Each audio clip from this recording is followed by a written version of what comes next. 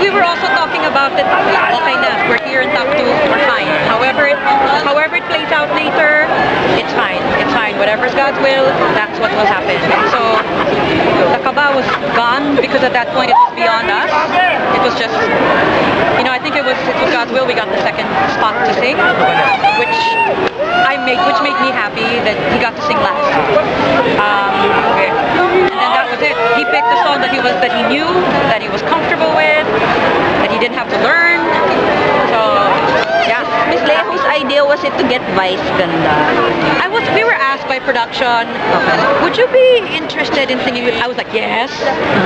Yes. And then when we were rehearsing, that's when I found, ang galing pala niyang kumanta. At ang linis kumanta. So, for the actual number, because Mr. M wanted, let's add patawa. So we're like, okay. But I want the singing straight. Whatever we do, however absurd it ends up being, that's when it's patawa. But the singing has to be clean. Right. Ito, ikaw naman, anong reaction mo nung kayo ni Vice nagkaroon ng moment on stage? Nung rehearsal siyempre medyo nahihiya ako dahil ayokong magsimula sa akin yung nung sabihin ni Mr. M na gawin nating masaya to through actions, hindi yung sa kantahan. Sabi ko, okay, ito inaantay ko lang talagang may magsabi sa akin para lumabas din yung doon ako mas komportable ako magpano masaya. Galaw-galaw Planado ba yung This is planado ba yun? Hindi planado, biglaan din. As in, on stage, bigla nag-kiss na lang po kayo? We didn't rehearse na. They didn't rehearse na? Actually, na-rehearse namin yung baka torrid, baka maging torrid.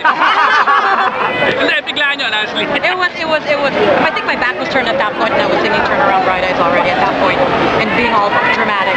But, yeah, I'm just relieved that it's done and we can all get some sleep. And now his career can just only get better from here. Ano daw ang gagawin mo sa 2 million? Pag-isipan muna, tatago muna siguro after 40 years bago natin galawin yung kano kaya tubon. Ang ganda na tubo nun. Pag-isip ko, hindi mahirap biglayin dahil mahalagang pera yan. Mahalaga yan, talagang kung alam nilang ihirap yan bago mahirap. Kaya siguraduhin kong maayos yung paggagamit. What did it make you win? Kasi parang from the celebrities to like everyone, to the employees, to the business owners, they all like you Diba? Yung sikat nila. Siguro may mga nakakapanood ng gigs ko with my band, Drivers. Baka doon ko nahuli yung loob nila dahil hindi naman sa pagbubuhat ng bangko, marami naman natutuwa sa mga pinagagagawa kong ewan ko ano yun.